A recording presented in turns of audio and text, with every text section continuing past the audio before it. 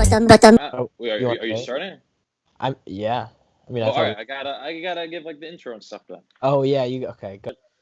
Welcome everyone to, as usual, a very special edition of the Per 36 podcast. Today we are joined by special guests, One of our favorite, specialists. our favorite agent, Mayar Zokaei. Mayar, thanks so much for coming on. Thank. Hey, thanks for having me.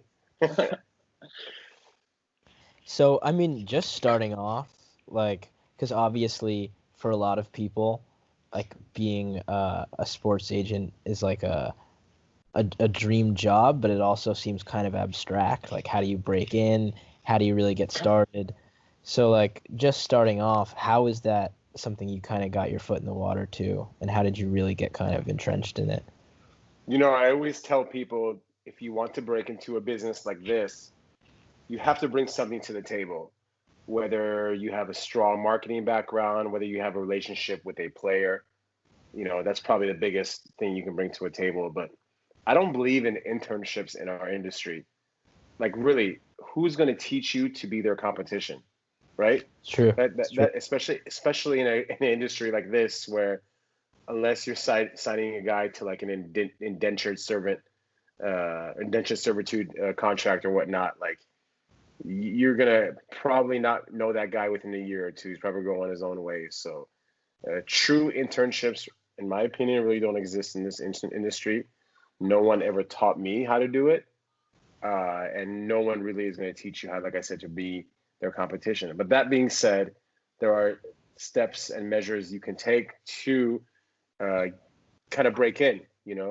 I started on the music representation side. I was a music agent, and I always wanted to do sports, but I just got lucky because one of my friends got a recording contract overseas, and for him, the U.S. was a secondary market, and he asked me if I wanted to, contribute and be his agent in the U.S. And I said, why not? And he said it could be a little bit of work, it could be no work, but your name will be on my website as my agent. And I had nothing. I knew nothing about music, but I know how to promote. I know how to promote people and things and concepts. So with the advent of Facebook, it really opened the door for musicians and concert promotion companies to leverage social media and advertising on social media. And I was one of the first to capitalize on that, believe it or not. One of the very first. Just had an eye for that and a knack for that. And then, one thing led to another. And there was a player overseas, believe it or not, that knew one of the singers that I represented. He was a fan and he reached out to him on social media. And I'm the one controlling the social media page. And then he was like, "Hey, do you know a good agent?" And I was like, "Well, actually, I do." And then one thing led to another, and then here we are.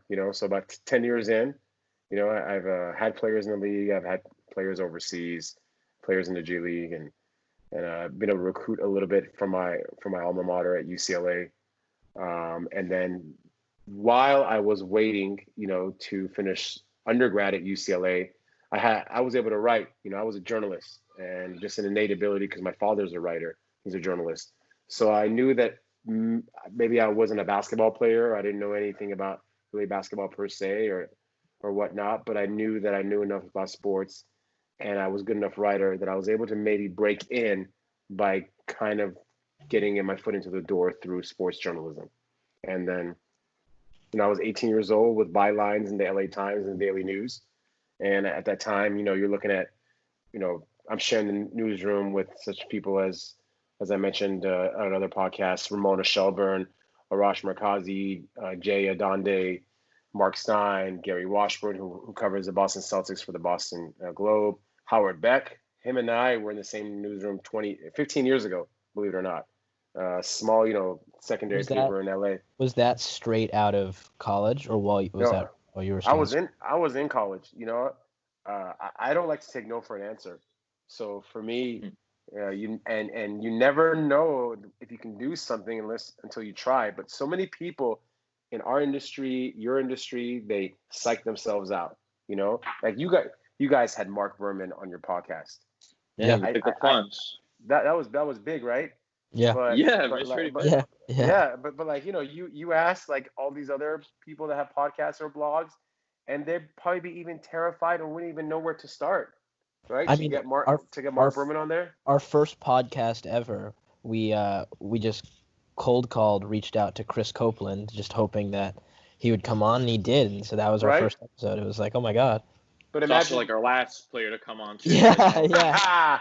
we'll keep uh, pushing it, but Yeah. right. But yeah, but you never know. You got to try first, you know. So, and, you know, I got some relationships, you know, with some players on the Knicks. I know you guys are Knicks centric, so you know, maybe when we're done with this podcast, there's a couple that owe me some favors. I'd be more than happy to talk to them. And I then, you mean know, that'd be pretty sweet. That'd be incredible. yeah, we'll do that. And, you know, I don't just say things. I'll follow through. But yeah, you just never know, man. You got to try. And you're gonna, in my industry, if you're batting 100, which is 10%, you're successful. So it's really the pretenders are separated from the contenders because most guys will hear no 8 straight times and be like, screw it, I don't want to do this anymore. I can't do it. I can't take rejection. You know. But if I could, you know, if I didn't swing at every pitch, I wouldn't even be married to my wife. You know, and I married up. So that's my advice to people. Always go out there and don't be scared to take no for an answer or hear no for an answer. And no never means never. It just means not now, at least to me. You know, every time I hear something from someone, unless they've cussed me out, I'll follow up a month later, 2 months later, 3 months later. And you can't imagine the stuff that I've been able to do when the first time I talked to the guy, he was like, absolutely no. And then within like 3 months, you know, I had like a client driving a Mercedes for free, you know? I remember that So, I mean, because one of the things that, I mean, was really impressive about you is, I mean, in terms of like the work we've seen you do, because a lot of it's probably invisible, but we can all say like with a guy like Mitch, I mean, within his first year I mean, he was a second round pick. He was really killing it in the endorsement game in the tri-state area. You had like the Westchester Mercedes, there was the other one. So he had a hotel deal, you know, and he had a shoe deal. Mitch didn't have a shoe deal, you know? How do you go about getting in contact with all these guys, making these connections with those players and, you know, endorsements? Like, what's that process like? You know, sometimes your resume speaks for itself. And I have a platform on social media that I could put up something and get 100,000 views on a video multiple times or get good traction on something that I tweet. People are out there, players are out there, and they see it because players follow writers, players follow media members, and you know you have your feed on social media on Twitter, and you see who liked who, and if you see 5 people liked this post from this guy, you'll be like, who is this dude? You know. So I don't have to reach out to anybody. People are reaching out to me, and you know, eventually I think some of this stuff is going to come to fruition. You know, and you know, we'll see. But I play the slow game. You know, I think long term, and I take a different approach. Like I come to the table when I come to a meeting with a prospective client with stuff already intact. You know, it's everybody can come and say, if you sign with me, I'm going to do A, B, and C. I come to the meeting, I'll be like, here's A, here's B, here's C. If you don't even want to hire me, take it. If they work with you, if they want to work with you, these entities, then so be it, you know. But I've already done the work, you know. For me, it's almost essential. I can plug in a player, you know. yeah. And I'm interested in a certain type of guy, high character, but also a guy that's, you know, worth my time. You know, I don't go after just every player. I could have 8 players on NBA teams right now if I wanted to that are, you know, mid-level guys or even, you know, minimum guys or just to have an NBA player. But I like to be a little bit choosy because I know what I bring to the table is very different than what a lot of other representatives and agents can do. I was just say what is like the typical like Mayar pitch? Like you have a player for 30 seconds. Like what do you say now? You know, I gauge, you know, what kind of person they are. If they're not all about social media, they probably don't care too much about their brand, unless I find out that maybe they do care about their brand, but they just had nothing. You know, either a guy is a hooper or he's a guy that's more concerned about stuff off the court. Usually you find that. So if I kind of figure out, who I'm talking to. I measure him up, and I'll just say, hey, look, I don't have a huge agency behind me, but I do have the ability to do things that big agencies can't. And I'm going to always be there for you at times when you need me. You're not going to be talking to a secondary person. I am your agent. A lot of times big agents have guys under them that, reach out to players and end up signing them and whatnot. But you're not, a lot of times as a player, you're not actually dealing with the main agent. I am the main agent. You're dealing with me. You don't have to worry about me ever dishing you off or not being available on the phone. So that's part of the pitch. And I tell them there's nothing I can't do. I really think, outside of something illegal, there's really nothing that I can't do. And, players are like everybody else. Like, they play basketball, but they also have needs. Like, if their family wants to come visit them, they'll need a hotel, and what if their family wants to come visit them once a month? Do you think they want to be out $2,000 a month on hotel, rates or price on bookings? They don't want to be, they might want a secondary car. Do you think they wouldn't mind having a free car or whatnot, or beverage? Everybody drinks water at home. All these athletes are either drinking water or juice, So do you want to really go buy water and lug around, cases of water or whatnot? So just stuff that I can do to make them easier. But I go in with a plan. I don't want to reveal too much about my trade secrets and whatnot. Yeah. But I square them up. I take a measured approach, and I know what I'm getting into, which, as you would do with any job interview that you're going into, right? Yeah.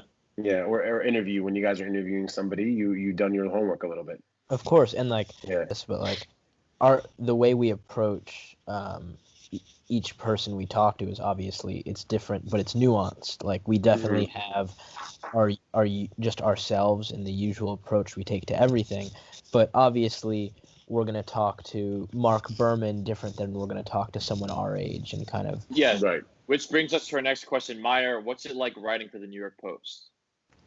Sorry, bad. Tough crowd.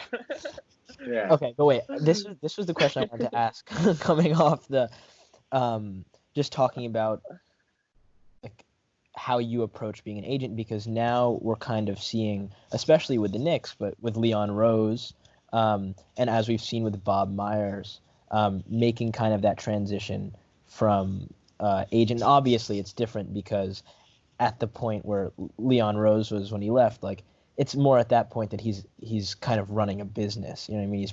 He probably has those secondary and tertiary people under him actually doing the communication. But what do you think that transition must be like for these guys going from agent to executive? And do you think it can work? Hey, I mean, there's been a little bit of a precedent there. Jason Levian, he went, from the agent business to working, I believe, with the Jazz and then the Memphis Grizzlies. And now I believe he runs the Washington, D.C. MLS team, or is involved there.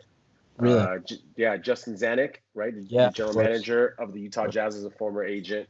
Obviously, Bob Myers and Rob Pelinka. Yep. Right? But I think Bob Myers was kind of like one of the ones that made just the big splash, just because, right when he got there, the team also did well, and probably a lot to do with what he did. Obviously, another UCLA guy, so he's a little bit older than me, but I remember him. Leon Rose, obviously a legend in his own right. Has been around for a long time. I think if you were going to hire people from the business sector, at least the business sector within an organization, I don't see why those people can be qualified, but someone who's been doing a lot on the basketball side can't. Yeah. And like one person that I think she's very happy where she is, and she is so sharp, is KB, Kristen Bernert, with Madison Square Garden Company with the Knicks.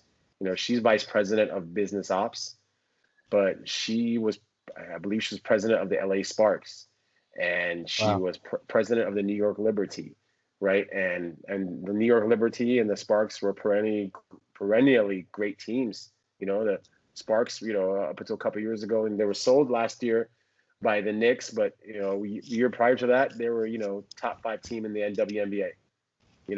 So she knew what she was doing. She's transitioned, more to the business side with MSG, but I wouldn't discount her one day running an NBA organization, whether as president or even on the general manager side. But she is sharp, and I mean, kind of speaking to just the Madison Square Garden company and the Knicks, right?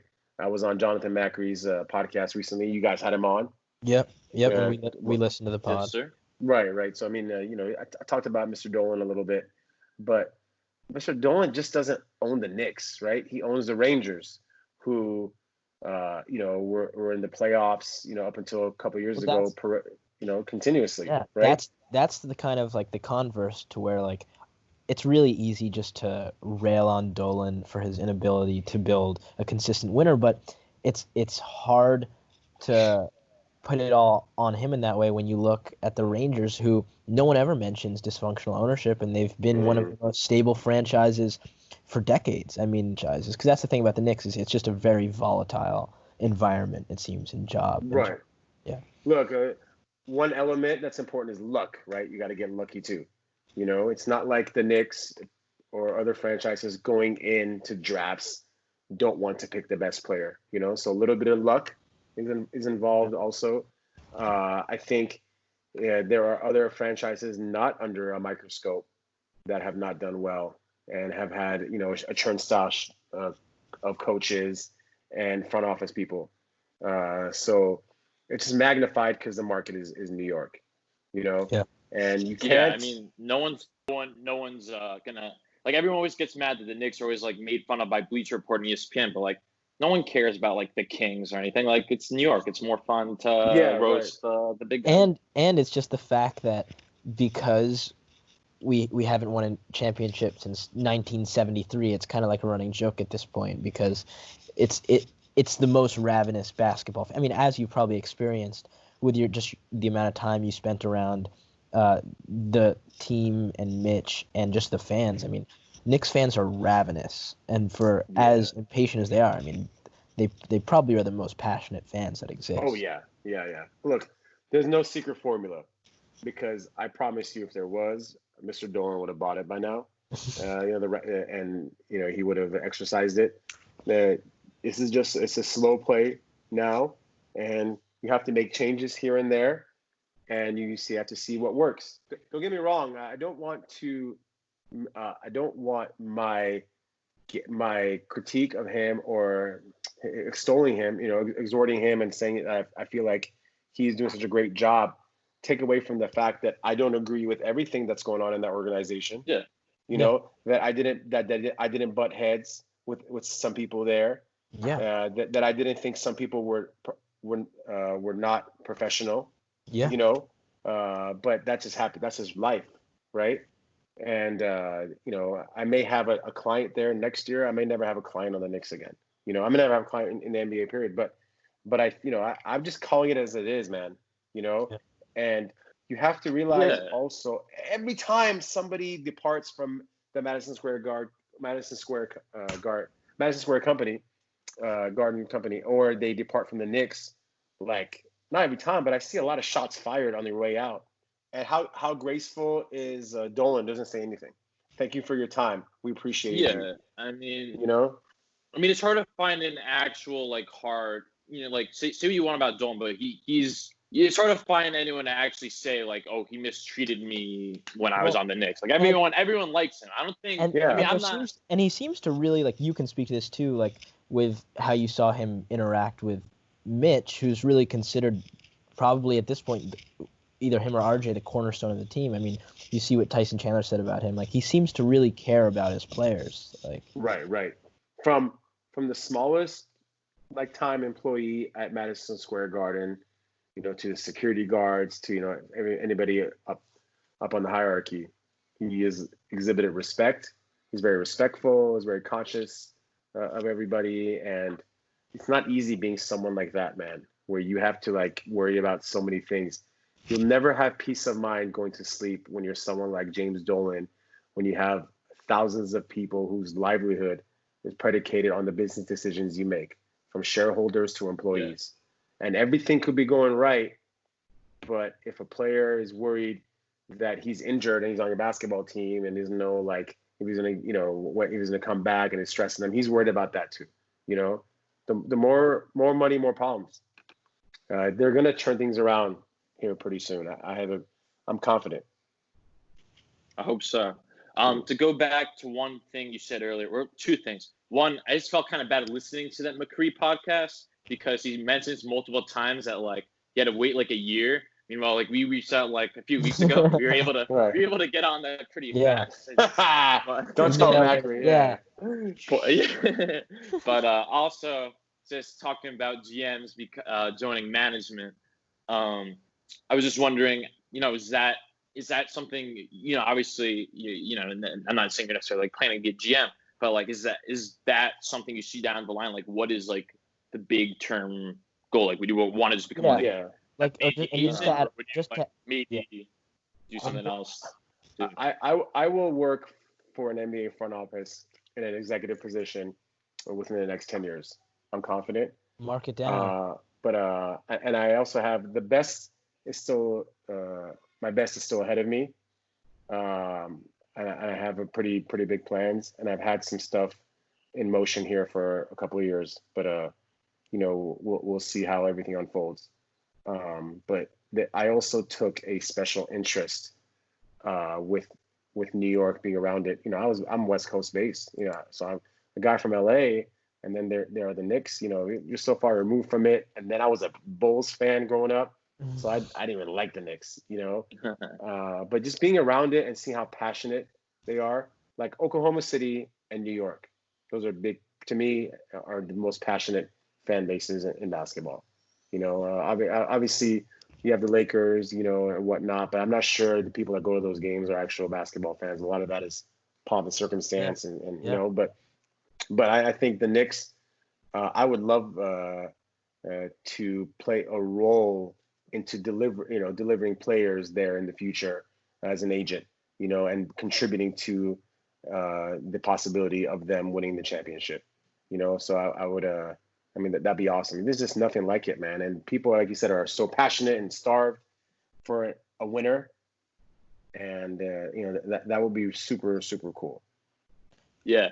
I know you were talking down on internships before, but hey, if you get one of those NBA front office jobs, don't forget about us here. Oh, right. You could, I will never talk to you guys again. See how you guys pick on these guys. Come on. Yeah. Well, yeah, that was the other thing. You were talking about social media earlier and how players see that. I've been kind of feeling bad lately how like Bobby Portis definitely sees me that's the thing in his mentions. Usually, Boot, I think go for it. Your last encounter with him, like I honestly I felt really bad. I felt bad. Really bad. He said, "What happened? Tell me." So basically, he just tweeted. No. So Bobby Portis tweeted basically something along the lines of, it was during the Jordan doc. Last Dance. Yeah, during the Last Dance, and he was basically tweeted something like, how many players in today's NBA could have played in like that physical era, basically. And I say, not you. He said, Alex goes, not you with your, what'd you say, with the porous defense and mid-range J's and 1 point. I said you're 1.5 free throws attempted and Matador defense. It was a pretty lame. And so I saw that and immediately I texted him. I was like, wait. And then I looked at the replies, and someone came in and stood up for Bobby Portis, and Bobby responded to that being like, hey man, I really appreciate it. I don't need people standing up for me. Some people just don't get it. And I texted Alex. I was like, you messed up on this one. Like you Oh man. Right? Well, look. I think right. It's just such a uncharted area, right? Social media and having access to players and people. But as long as you don't get personal and you're spewing facts, and especially if those facts are underscored by numbers. Yeah. Just free throws attempted defense. I wasn't like you suck like as a human being. I was just like just not a fan of you as a basketball player. Yeah, but the difference still probably a bit harsh, I get it. I don't look. I actually reached out to Alex numerous times via Twitter, direct message, and I was like, I like what you're doing, and keep on keeping on. No, he has a great voice. Yeah. Within his, yeah. But remember, I think if you want to be, not that you're not, but if you want to be taken seriously as a media entity or a journalist, you have to call it both ways. If you only call it one way, you're a brown noser, right? And if you're only calling it one way, you're trolling and you're a heckler. And a brown noser is one end, heckler on the other end. Neither of them are reputable. Right? No, I mean I do try to do that. I mean I think I've even acknowledged that, like, you know, Bobby Portis, he honestly played pretty well in the second half. And you could also say with Bobby, like, there's some onus on how he was used. Like, if he was used as a stretch four and not asked to defend the paint, and you just let Mitch man the paint and you spread the floor around him. I mean, Bobby can shoot. We saw that. Like, he had a few of those explosions against what was it? He had that game against, was it the Bulls or the Wizards? When he went, his revenge games are serious. Oh man, right? He single-handedly won that game against the Bulls at MSG. Yeah, that was literally. I mean, he won that game. I mean, so I don't think I saw MSG louder during the season than that game. And that's what shows you about the Knicks. People are like, you know, because people are like, you know, people like me are why players don't want to come because I'll be mean to Bobby Portis. But at the same time, like, I don't think anyone's gotten like a louder cheer for like a random win over the Bulls like ever. I mean, we'll chant. We'll idolize anyone who's like moderately good. Yeah. Like if Bob, like, you know, he's better than moderately good. I think come on. But you know, like I said, not every player is perfect, like you said, you know. But you know, these guys, I think it's a fair game. You know, they're out in the public sphere. If they're out there on Twitter, they're exposing themselves to that. They also have to expose themselves to the bad also. Well, I mean, part of the reason for my ire is because, like, he and, like, a few others of them before the season were like, we're bringing back the 90s Knicks. Like, we're not going to get embarrassed. So then when they suck, it gets, you know, like, if they didn't say anything, I probably wouldn't be as mean. But that was Dennis Smith saying it's like bully season. And then he was the one that got bullied, you know. It gets me, you know, it's like. Well, you're passionate. Yeah, you're passionate. Yeah. I want to see. But it's also like, I think what's almost like within the social media world that we're in, where everyone is on display at all times and everyone is super accessible and everyone has an opinion. Like, I find myself, like, when me and Alex like are like in one of those bad moods about the Knicks and we're just shitting on everything, then I realize, like, hey, like, these guys are my age, literally in the public sphere, just trying to figure their life out, and like also at the same time be a good basketball player. Like, and you can attest to this, like, and this is something I've always wondered, is we never really like remember how much what happens off the court affects what happens on the court. And like, I want to ask you, as being an agent and playing a role in these guys' personal lives, like, can you kind of talk about the correlation between those two things, like just their development off the court contributing to their play? Well, one thing I will speak to is I'm amazed how professional athletes can brush off a lot of times what's happening off the court and still perform on the court as if nothing is going on. And I think that's part of their makeup as athletes, right? They have physical abilities that you guys and me don't. Yeah. But they also have this gene within them that really nothing could stop them. And for them to persist and come out the best high school player amongst this many high school players, wherever they're from, and the best college player amongst this many college players in Division I. And then to get to where they are, they always had to beat everybody out, no matter what distractions they had. And at some points, some of these guys didn't have proper food on their table when they're younger, right? So I hate to say it, but they're wired differently than me and you. They've seen crazier. They've seen crazier shit than you guys and I have. Yeah. You know, like we're sitting here in homes on, you know, phones and doing interviews that we can put up, and literally my parents' basement. Yeah, right. Literally, you know, but those guys have been through crazier stuff, and I am just in awe sometimes when I see what they're able to do. And then on the other end, not any player that I represented, but some of these guys will party all night long and then go put up like 20 points at Staples Center on the road, you know? And I'm like, I don't understand that at all. How? You know what I mean? But they're just wired differently than me and you. It does affect them because they're still human, but I think they're able to mask that a little bit and take care of the job that they're out there to do. That's amazing. I mean, that whole aspect is definitely impressive. Just like overall, I mean, I have Reddit messages from like 2014 that'll still keep me up at night. It's like, why would they say that? So to be able to brush off some of the things, to be able to brush off people like you. Yeah, just trying to enjoy a Jordan documentary just to be roasted for how many free throws a game they're taking. Right. You know, yeah, I mean, it's impressive. Also, just like in general, they're like 6 cents to like be able, both ways too. Like if like a fan's asking for like a picture or autograph, the way they're able to just like stay like focused and like keep shooting. Like I don't know how they do that either, but tough, man. On the road, especially like if you lose a game, but then you have family. Let's say the Knicks are playing in Portland, right? And they visit that city once a season. And this season they got blown out by like 40, or 30. Yeah. And then you got to go say hi to like somebody. Yeah. And you're like, can we just do it next time? No, you're not going to come to Portland again for a year. Like that's a little bit tough. And again, they're just wired differently than me and you. If we have a bad day and we go home, we don't want to talk to our parents. Yeah. When we're younger, or like our girlfriend or our dog. Exactly. So those guys have to have a bad day. Like, media. They have a bad day, they have a bad showing, and then immediately they get bombarded with questions about bad day that's going to be put in national media. Like, yeah, I'll be upset. I'll be upset and like working on something, and my mom will like ask what I'm doing, and I'll get all mad. If like everyone knew something bad was going on with me, and then like I had like 10 microphones, saying like, "Why do you suck?" That would be, it'd be a lot. Yeah.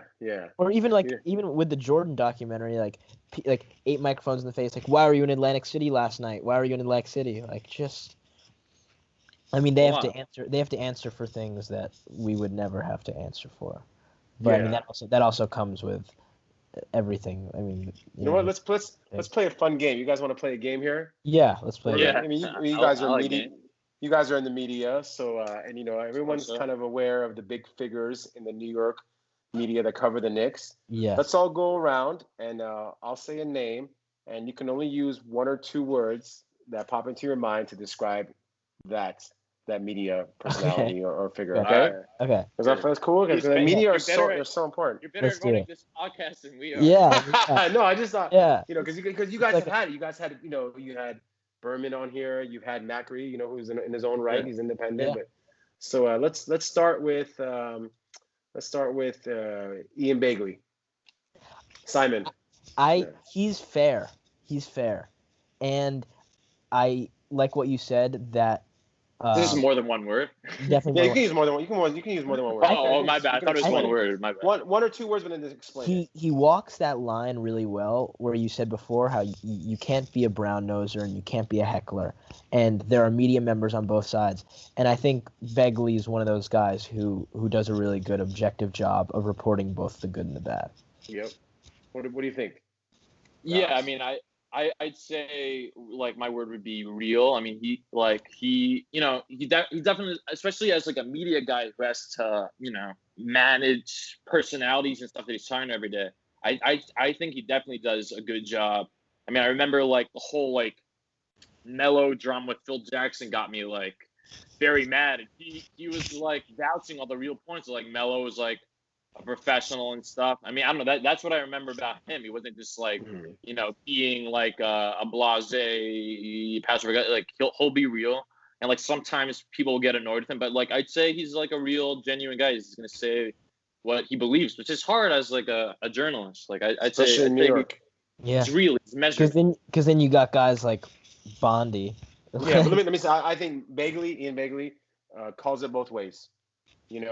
And very diplomatic. Gets his point across, but very diplomatic, and a good dude. Yeah, but Bondy. Stephen Bondy. Bondy just likes to instigate. Yeah, Bondy. My word would be pessimist. Yeah. So sometimes I like what he says because like it's because sometimes he'll be correct because there is a lot of things to be bad about the Knicks. Like sometimes like.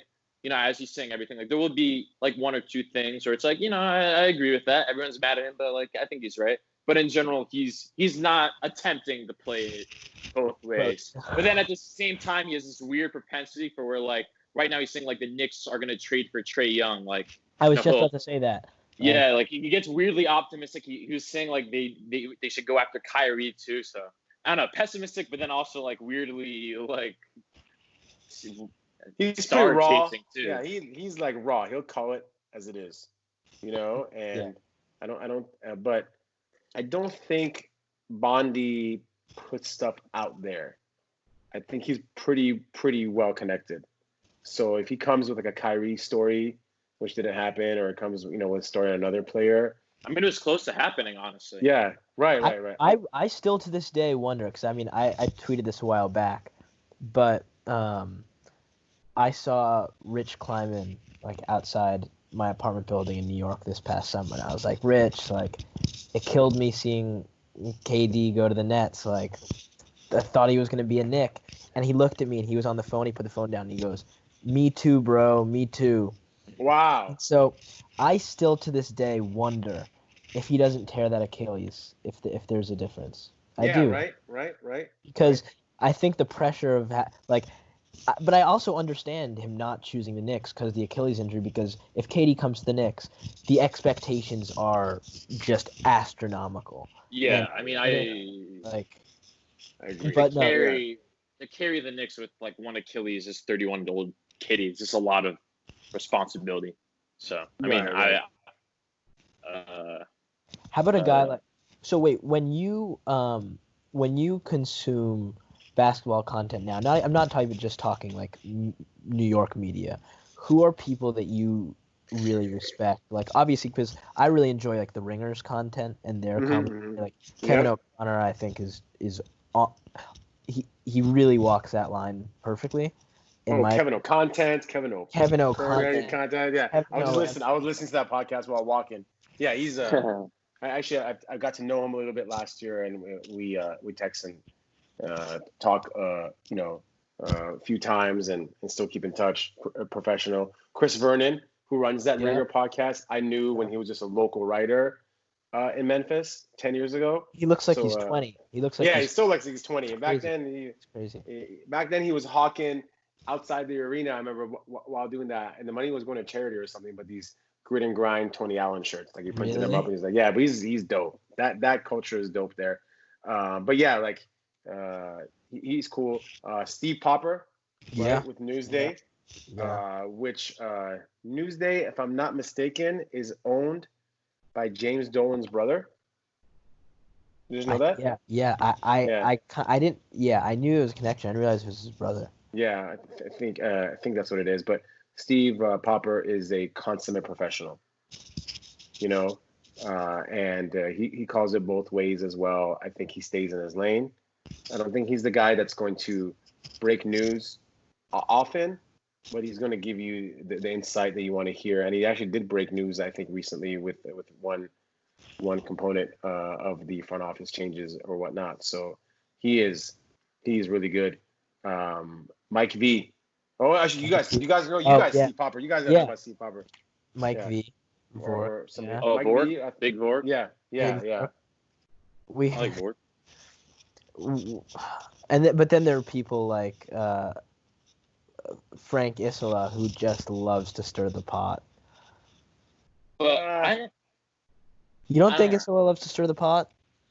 But I joke. I think there's sometimes they appreciate it, and I do think it's lighthearted. But he definitely likes. Yeah, I don't know. I can't ever actually bring myself to like. I always get into it with like Isola. I don't actually get into it. He never responds. But I mean, like, I don't know. It's hard for me to actually ever hate on like Bondy or Isola. Like, even if they're going for reaction, like, I don't know. I kind of respect it. It's fun. It's and this they're good at it. I mean, because that's what you do. Yeah, exactly. Yeah, it's fun. It's fun. I respect it. Yeah, I do too. When we had Berman on, one of the things we asked him was, because you always see on Twitter like that back and forth between all the New York beat guys. Oh, yeah. And I was like, what's that actually like? Like, because they're together all the time. Like, what's the conflict like? What's the camaraderie like? And he's like, oh, we're all just in a group chat all day. Yeah. Berman, let's have. I actually Berman is just such a unique guy in all aspects that you really just have to respect it, because sometimes you'll be like, what is he doing? And sometimes he'll write an unbelievable piece that he usually gets good info. Like you talked to Berman at one point, right? I've talked to him before. I'm not very close to him or a lot of these beat writers, but I was around them enough. But go ahead. No, I mean, and like specifically like my first time. So I was walking on the street in the city, and there was some speaker event right before the draft last year, and like literally walking by, and Jarrett Culver and John Morant were there. So I was like, oh, I'm gonna walk in, and I ended up sitting next to him, just in the row of chairs, and I was like, oh, Mark, like, yeah, like I just asked him a bunch of questions, and he was great. Like we talked for like 40 minutes, and then so when we circled back to have the podcast a few weeks ago, he was really open, and it just seems like it's easy to get kind of jaded in that world. Yeah, that's a good observation. He surprises you sometimes. He's passionate, I think, about what he does. How I would describe him. He's a passionate dude, and I think he's a stellar writer. Yeah, I think he's a pretty good writer. Not that other guys aren't, but I think that's one of his strengths. I like the picture that he paints and the way he frames things. Yeah, 100%. I like him. Chris Eisman. He's a pro barber boxer. Brian Mahoney. Am I missing anybody from the major beats? Tommy Beer. Adam Zagoria. Seen those guys a lot. Tommy Beer, man, he doesn't say a lot on Twitter, but all of a sudden he'll say something and you'll be like, oh, damn, Tommy. Where'd that come from? And then he's got the 12 gauge, shoddy that he brings out once in a while. So he does a good job. Chris Eisman, quiet, but you can always tell he's thinking. He's thinking it and he's doing it. One of the younger guys, and Vork. I don't think he ever takes no for an answer. Really? Yeah. He's always just digging and just. He had some stuff last year, like that. You're like, wow, how did he get access to these people or write this article when nobody else was talking to these people? He's always around. You have to always be present.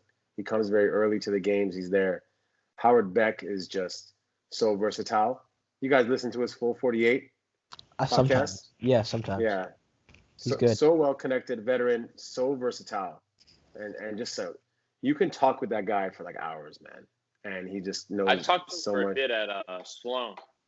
Oh, he was there. Okay. Yeah, everyone hates him, but I had like a little 2-minute conversation with him about Kenny Atkinson being fired. A lot of Knicks fans do, because he's, again, I can't really bring myself to hate on any of these guys who are cynical about the Knicks. I'm not saying. I'm just saying a lot of big Knicks, a lot of Knicks fans on Twitter don't like him, but he was nice to me. I have no qualms with Howard. Now, I do. The name of this podcast is kind of ripped off of his unintentionally. He's the full 48. We're per 36. Per 36. So. Oh, okay. Okay. A little bit. I don't know that. Yeah, but he's we should very, very good dude. But the media in New York is so varied, and they're all so different.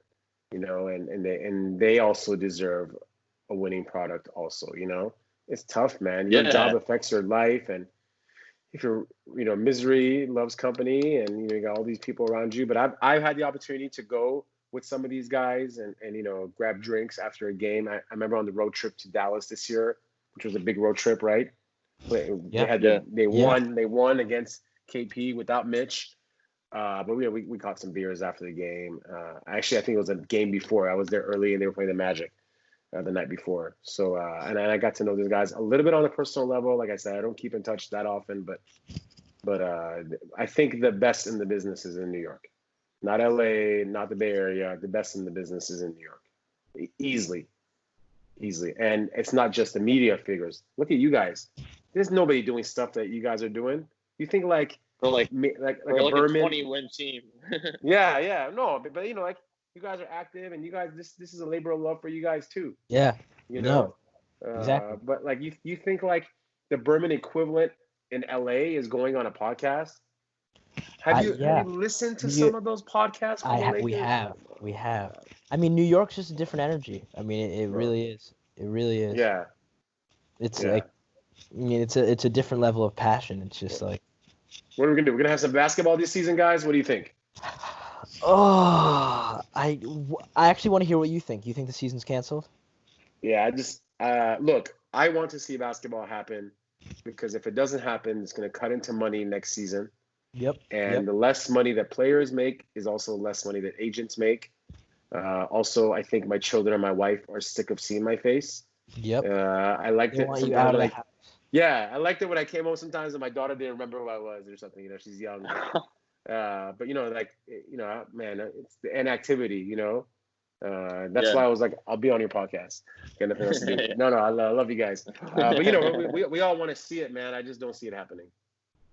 Yeah, I've been saying this since day one. Yeah. Yeah, I mean, especially the way things are going, I don't see it happening. I love the like Disney idea, but if it hasn't like the wheels haven't started turning, and I don't know. I mean, I don't know. I just really realistically don't see it happening at this point. It just doesn't seem like the stuff it would take is there. I don't know. Just the wheels aren't turning enough a bit for me to see it realistically happening. I would love to see it happen. I mean, I would kill to watch, like. I mean, even I don't know anything. And when do you think the cutoff point is for the NBA to just be like, all right, we can't have a season, we're scrapping it? Or do you think it could be like August 1st and they're like, hey, we're going to just occupy this amount of the Vegas Strip or Disney World and just there for 3 weeks, like? Okay, there are some deadlines with respect to force majeure and all that to come into play here in the next few days. But everything with regards to the CBA and stuff like that is always negotiable or can be modified. I just think I think they came out earlier, a few minutes ago actually, that with the conference call with the NBPA and the NBA that said they're looking to realistically at a 3-week training camp. Yeah. So let's say the season starts June 1st, or let's say training camp starts June 1st. Yeah. And then you got your first games the last week of June. And I think you need a good month and a half, right, from there to finish the season and the playoffs. So let's say essentially you're starting in July, you're ending in mid-August, and then you need to give the guys that are usually accustomed to how many months off usually for a losing team until the next season. You get April to what? April to November, April to October? Yeah. 6 months, is that right? Yeah, maybe 5 with training camp. Right, yeah. Yeah, 5. Gotta give those. I don't think those guys are gonna fight that. 5 months. With that, do you think this would just change kind of the NBA schedule forever in that way? Like, if this year we go until August and then they have off until, let's say, December, is that just I think so. Yeah. Really? Which should be like that anyways. I think you don't want to compete against the NFL. It's such a big machine, and it's not so bad to start after the NFL regular season. But if you're starting this timeline that we discussed, and then you're ending the season in mid-August, then you can start in December. And no one would complain about summer basketball. Like just right. That would be awesome. That would be awesome. Right, yeah. Now, there's one thing I wanted to ask you specifically, because we were talking about before just being able to, like, kind of what you do for players without expecting anything in return. Mm-hmm. This is the last question before we get into our per 36 All-Star, which is our signature segment. But when, for example, like when you part ways with a client, right, someone like Mitch, how kind of, first of all, how do you go about not really taking that personally? Especially it's like, because you are, like, in terms of, you're probably not getting someone more committed interpersonally than you. But when you see someone go to such a corporation like Clutch, you can't even really, like, you probably get it a little bit. You know what I mean? Yeah. If on the surface it might seem like that and everything's been clean, right? You could understand that. But we know what we signed up for in our business. And this is you get the highs are very high and the lows sometimes are lows.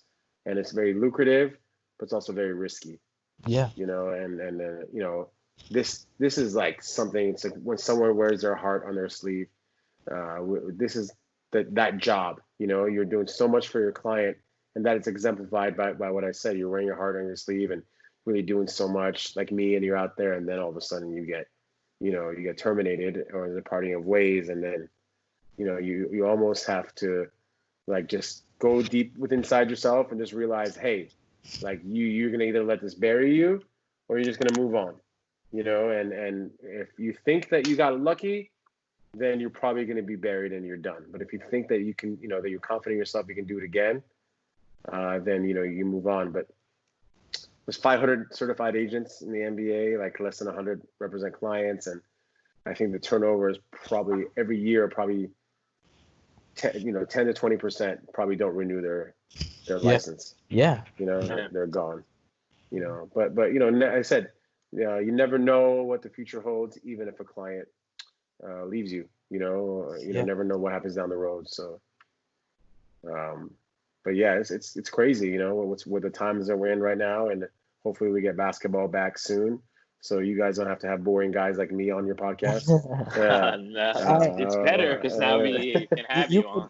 Hey, you could be our third co-host anytime. Let's do it. Yeah, that'd be pretty good. Thank you guys. I appreciate that. We hope you enjoyed today. Oh man, it was great. Thank you guys for the opportunity and the platform. And trust me when I say this, people do notice what you guys do, and people do appreciate your content. And keep on putting out more content, especially on social media, and Twitter especially. That will only draw people in, to what you're doing. But keep on being different. That's what I like about what you guys do. Very, very different, and never take no for an answer. We won't. Yeah. Do you want to get in? Yeah. So we ask every guest this question. Boot, take it away. Oh yeah, I mean, so we're the per 36 pod. We like players who are per 36 all-stars.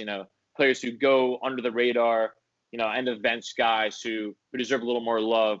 So we just want to know who yours would be. If you want some context, Copeland. Berman chose Ron Baker.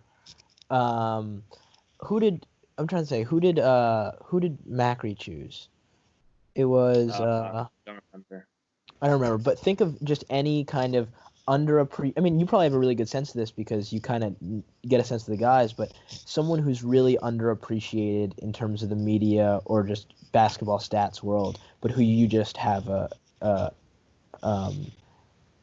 really like a liking for.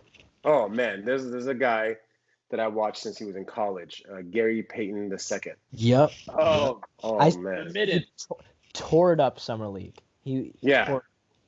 Wow, man, that guy can't shoot still, really like a guard should, but he's so strong. His arms are so long.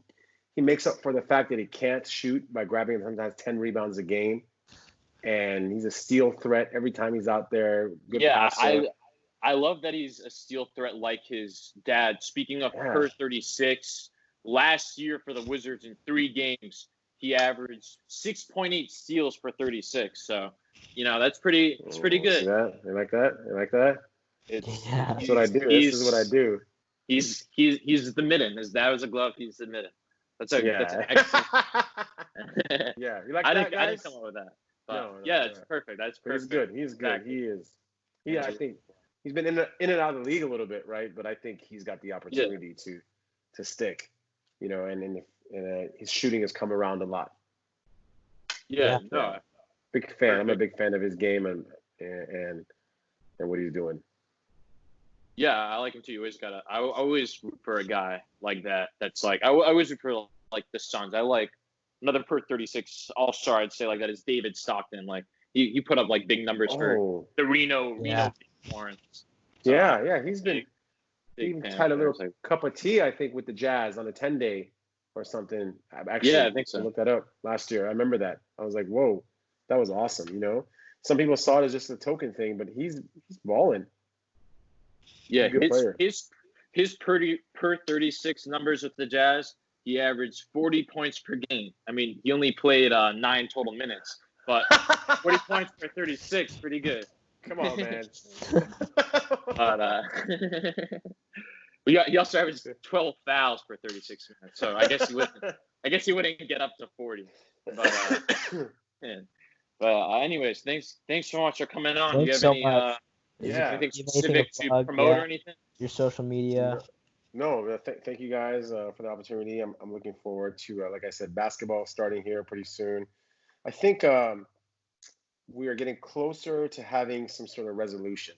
Maybe not what everybody wants to hear, but I think we're getting closer to that. I wouldn't mind seeing a team like the Knicks finish off the season, right? Even though they're not playoff bound. What do you guys think?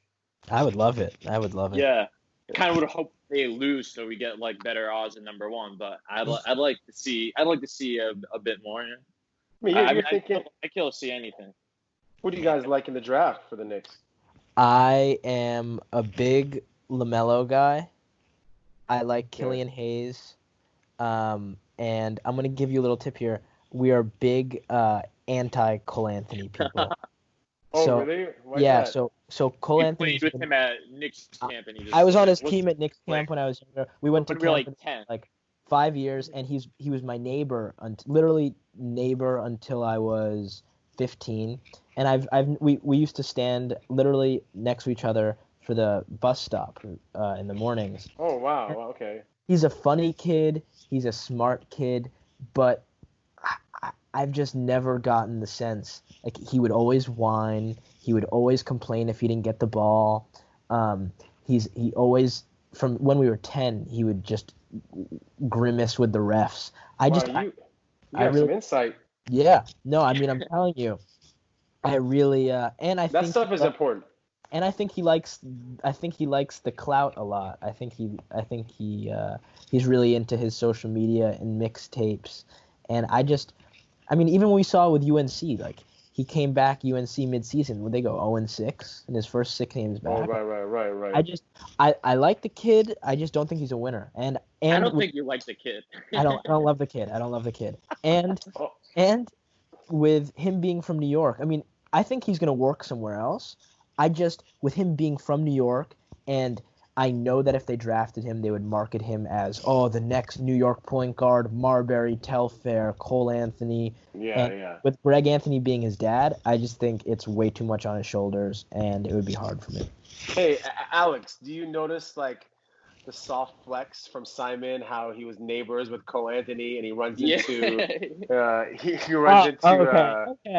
Rich Kleiman? Like, where are you living at, dude? I want to see. Oh, he didn't get to the Bobby Webster in his apartment. Oh, he's Bobby Webster. Bobby Webster tried to move into my building, but he couldn't afford it. Like, he's also not. He hasn't told like the Chris Smith hanging out with like Chris Smith and J.R. Smith stories. Hey, we could get into Chris Smith stories. Yeah, but that's not me. Like buddies with him. Yeah. But yeah, thank you guys for the opportunity. I really appreciate it. I mean, hopefully we'll have you on again soon if you'd love it. I mean, we can. Thank you. When there comes more to talk about, you can be our honorary third co-host. Appreciate it. And Alex, I hope you have a good birthday on Monday. My God. I don't know when your birthday is, Simon. When's your birthday? June 13th. June. Okay, that's why I can't believe you. I can't believe you knew that. I saw you pull that on McCree. I was like, I wonder if he's gonna do that for me too. I didn't even know my birthday. Well, you guys are a day apart. I'm hoping. I need that follow back on Twitter now. I need that follow back on Twitter. Oh, I do not follow you. No, Man. I don't have the president. I don't have the president. I'll find you on there. I got you. Don't worry. All right. Thanks so much. Yeah, you guys, no problem, man. You guys keep on keeping on, man. Keep on doing what you guys are doing. Seriously, don't stop. And but also take care of business. I know this is a labor of love for you guys, and you guys are doing different things. But whatever you're doing with school and whatnot, keep on doing it. But keep on putting out content. This is great. Thank you. I didn't have this when I was younger, and you guys do take advantage of that. Thank you. We really appreciate it. This was awesome.